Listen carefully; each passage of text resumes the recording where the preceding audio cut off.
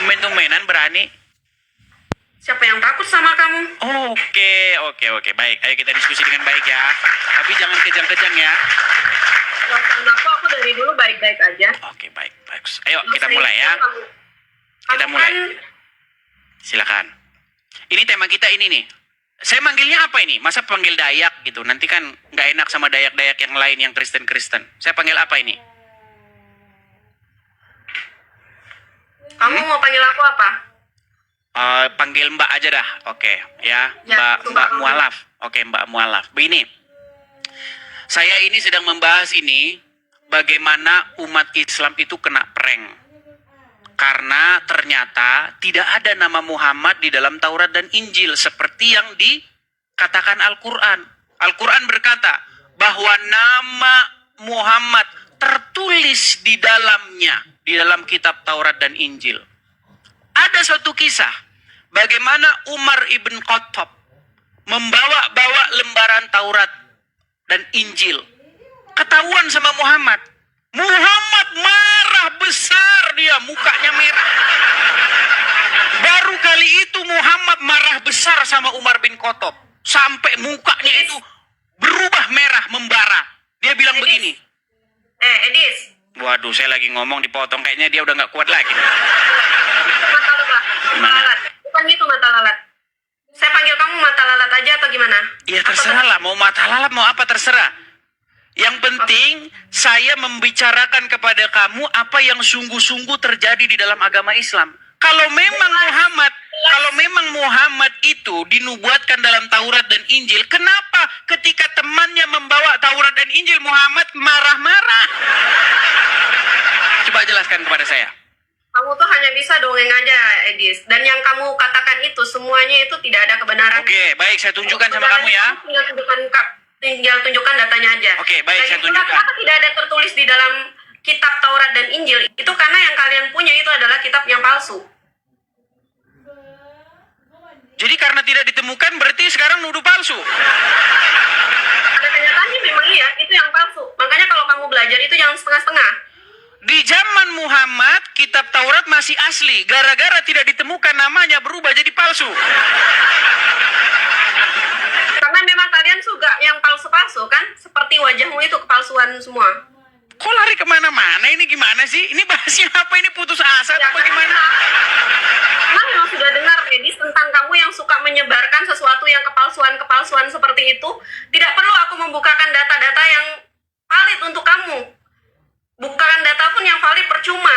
Oke, jadi ketika Umar bin Khattab membawa lembaran Taurat dan Injil, kenapa Muhammad marah? Yang kamu tahu apa di situ? Iya, makanya saya tanya dulu, kenapa dia marah waktu Umar membawa lembaran Taurat dan Injil, padahal nama Muhammad tertulis di sana?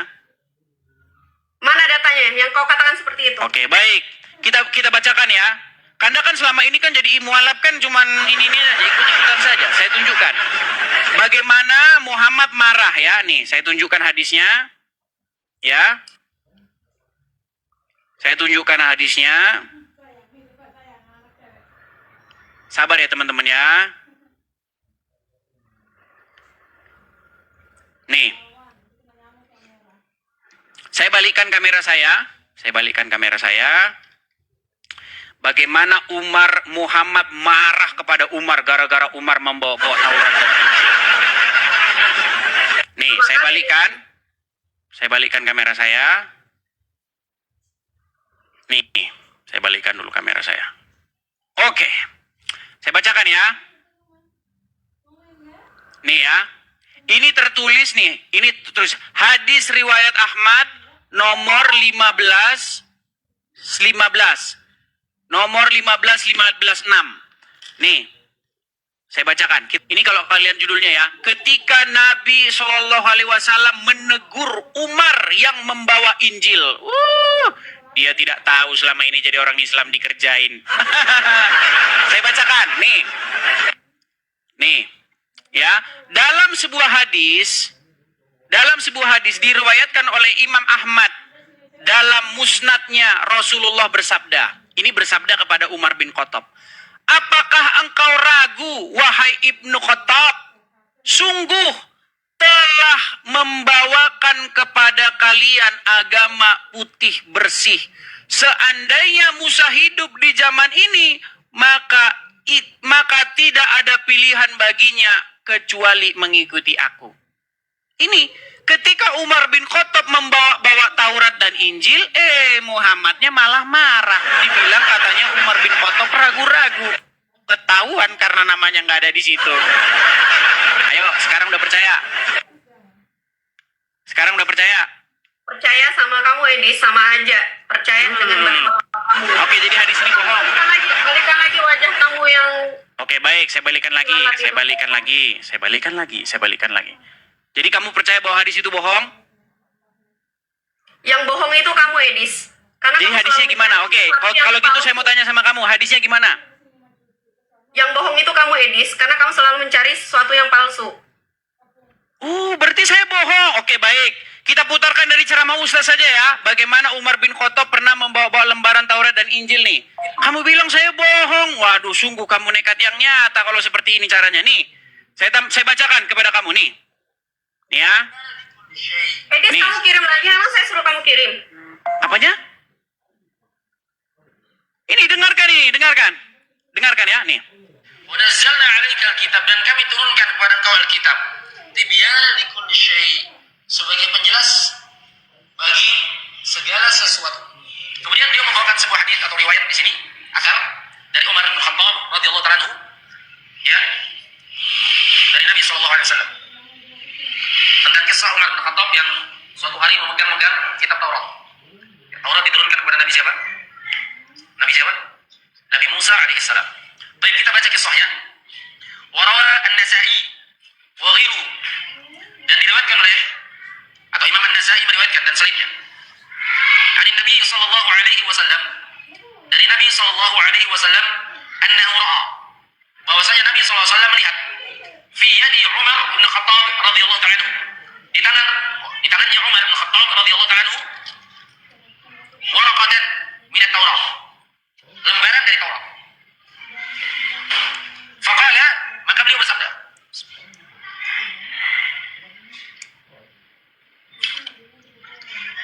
Amutahawwakuna ya Ibn Khattab, apakah engkau meragukan wahai Ibn Khattab? Dalam ayat yang lain dijelaskan maknanya ya, asyakun anta Ibn Khattab, apakah engkau ragu wahai Ibn Khattab?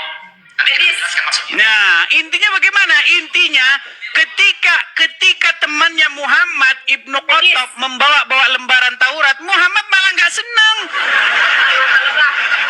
Mata lalat. Kenapa dia nggak senang coba? Mata lalat. Nggak ada jawaban kan? Nggak ada jawaban.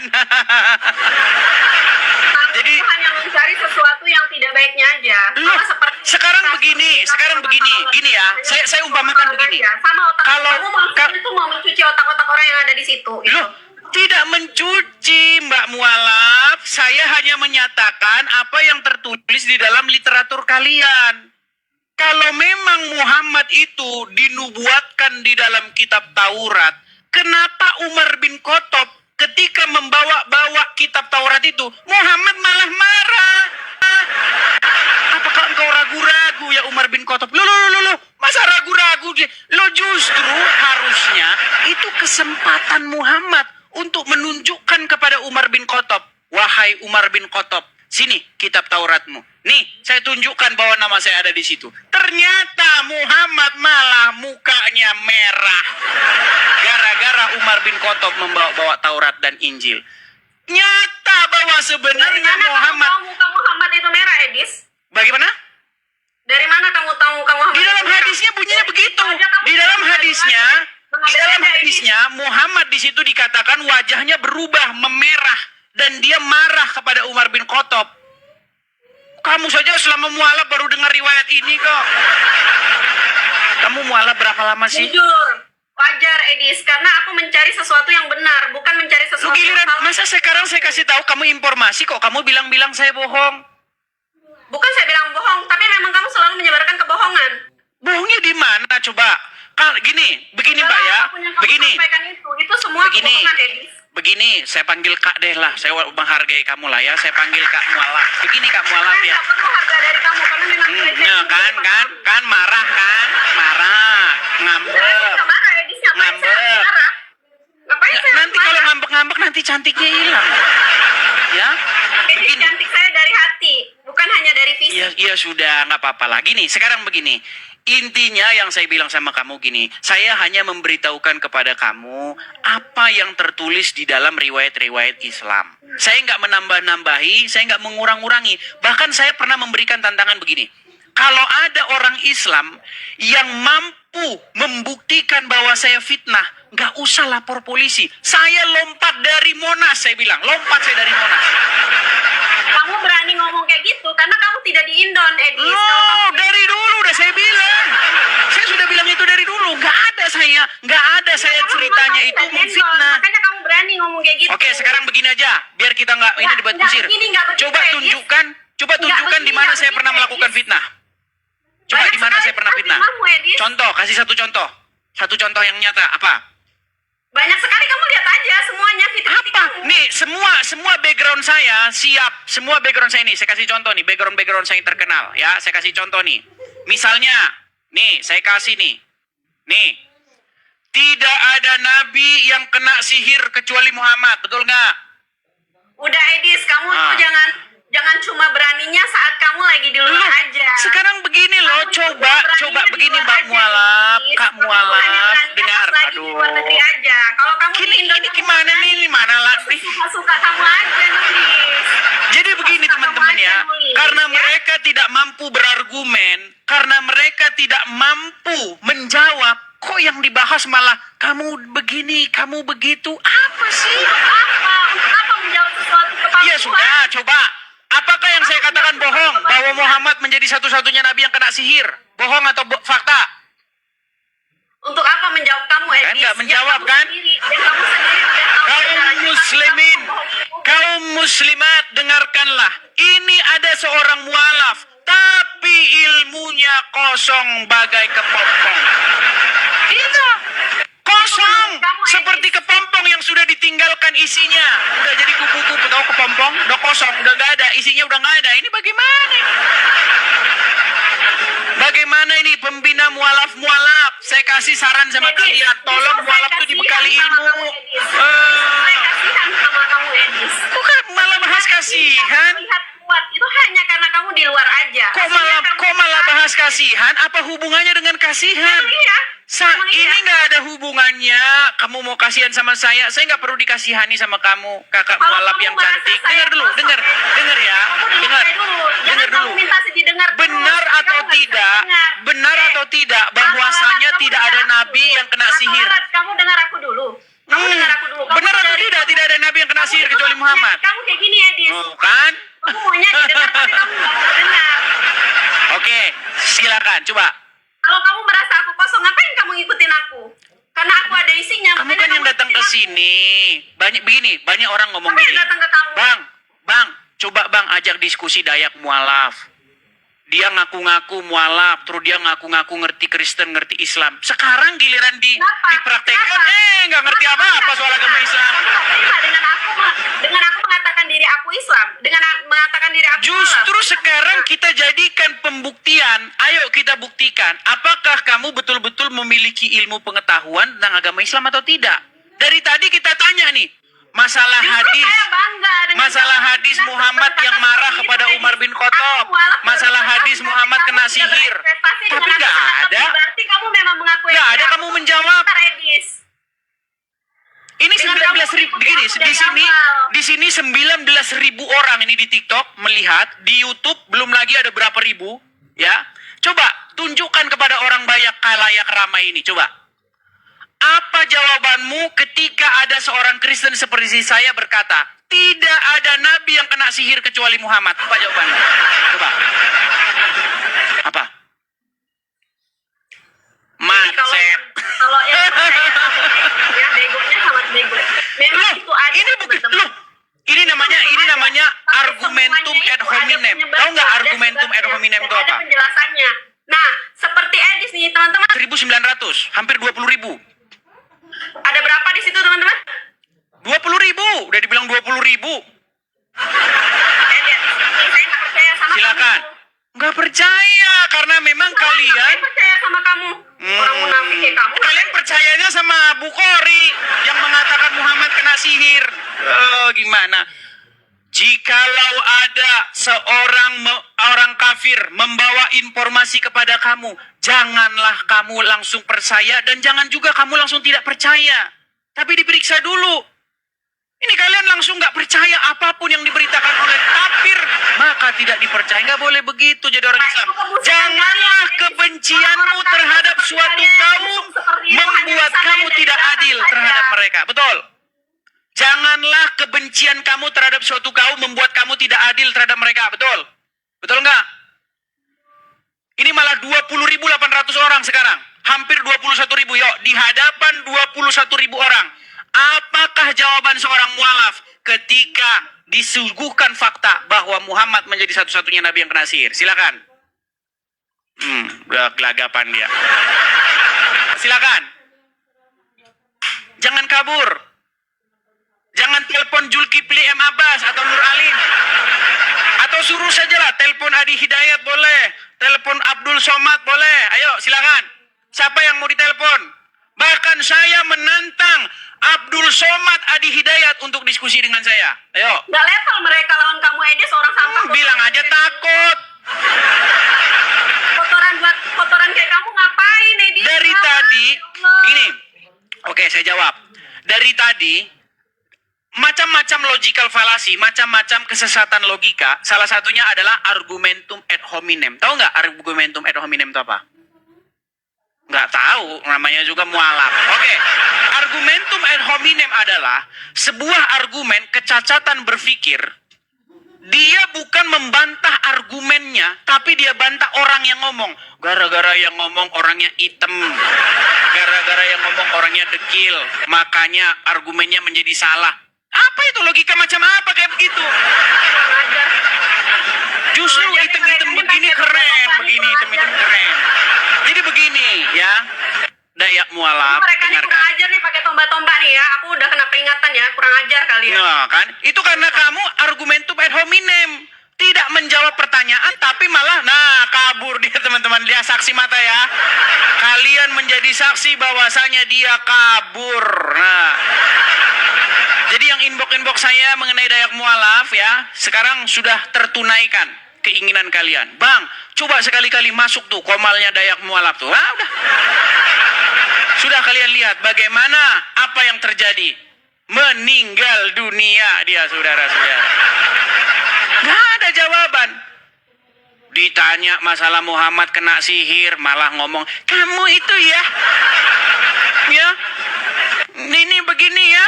Ini malah ngomongin fisik, apa hubungannya? Ditanya Muhammad ketika Umar bin Khattab membawa lembaran Taurat, dia marah sama Umar bin Khattab, marah. Padahal apa di dalam Al-Quran dikatakan? Wahai orang-orang yang beriman. Apa kata ayat Al-Quran? Disuruh kalian beriman. Ya, ada ayatnya dalam Al-Quran. Kami beriman kepada apa yang diturunkan oleh kamu, kepada Taurat dan Injil. Disuruh beriman. Tapi ketika Umar bin Khattab membawa lembaran Taurat dan Injil, Muhammadnya malah marah. Ini saya umpamakan kayak begini. Saya kasih umpama begini. Ada sebidang tanah. Oke? Ada sebidang tanah. Nah, lalu ada orang bilang begini. Nama saya tertulis sebagai pemilik tanah itu. Ya? Tertulis itu, tolong. Nama saya. Ada orang BPN. Ya kan? Datang bawa sertifikatnya. Cek. Ketika orang BPN datang bawa sertifikat, "Hei! Apakah kamu tidak percaya nama saya tertulis di sana?" Loh, justru ketika sertifikat datang, itu menjadi kesempatan bagi orang yang mengklaim bahwa namanya ada di situ untuk membuktikan bahwa klaimnya itu benar. Ketika Al-Quran mengatakan, umat Islam berkata bahwasanya Muhammad dinubuatkan di dalam kitab-kitab sebelumnya, bahwasanya Muhammad ada dalam Taurat dan Injil. Ketika Umar bin Khattab membawa kitab Taurat dan Injil itu, bukannya Muhammad membuktikan kepada kaum muslimin bahwa namanya ada tertulis di situ. Malah sebaliknya, Muhammad wajahnya merah dan marah kepada Umar bin Khattab. Ini apa-apa